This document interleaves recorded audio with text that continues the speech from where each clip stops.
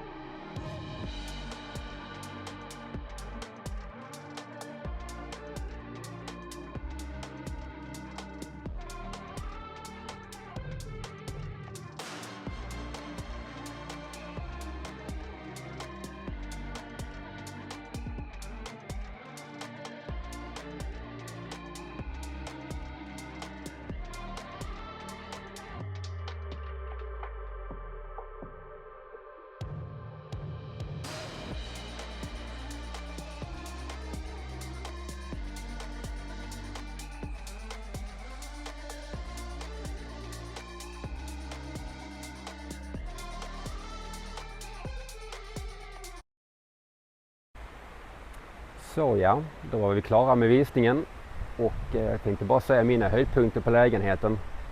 Det är ju givetvis att det är en hörnlägenhet så du får ljusinsläpp på alla 3 sovrummen. Och sen har du de underbart fina poolerna, barerna, gymmet och allting ligger mitt i hjärtat av Playa Flamenca så du har närheten till allt. Det var allt jag hade för denna gången. Välkommen åter!